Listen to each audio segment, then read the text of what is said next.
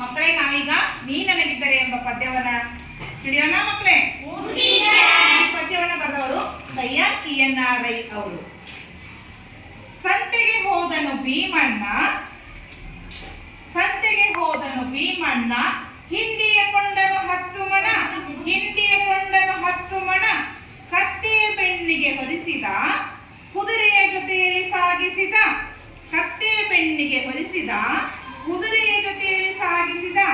ಕತ್ತೆಯು ಅರಚಿತು ಓ ಗೆಳೆಯ, ಕತ್ತೆಯು ಅರಚಿತು ಓ ಗೆಳೆಯ, ಅರ್ಧವಣಿ ಹೊರತಮ್ಮಯ್ಯ, ಅರ್ಧವಣಿ ಹೊರತಮ್ಮಯ್ಯ.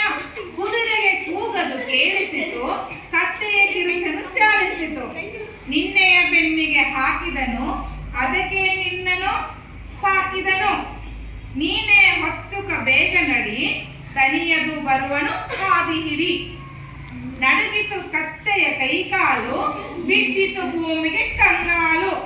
ಬಂದನು ಆಗಲೇ ಭೀಮಣ್ಣ, ಬಂದನು ಆಗಲೇ ಭೀಮಣ್ಣ, ಕುದುರೆಗೆ ಹೊರಸಿದ 10 ಮಣ, ಕುದುರೆಗೆ ಹೊರಸಿದ 10 ಮಣ. ಹೊತ್ತಿತು ಕುದುರೆಯು ಹೊರೆಯನ್ನು, ಹೊತ್ತಿತು ಕುದುರೆಯು ಹೊರೆಯನ್ನು, ಹತ್ತಿತು ಬಗ್ಗಿಸಿತು ಬೆನ್ನು. ಕುದುರೆಯು ಬೇಡಿತು ಕತ್ತೆಯನು, ಮರೆಯನು ನಿನ್ನುಪಕಾರವನು.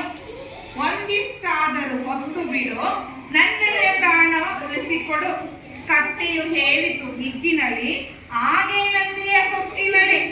ನನ್ನಯ ಕಷ್ಟದಿ ಹಿಗ್ಗಿದ್ದಿ, ಬಂತೆ ಈಗಾದರೂ ಬುದ್ಧಿ.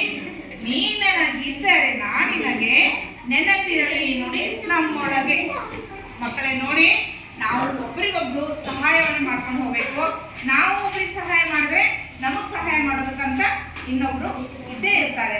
ಅದಕ್ಕೋಸ್ಕರ ನಾ ನನಗಿದ್ದರೆ ನೀ ನನಗೆ ಪದ್ಯ ತುಂಬಾ ಚೆನ್ನಾಗಿದೆ. ಅರ್ಥ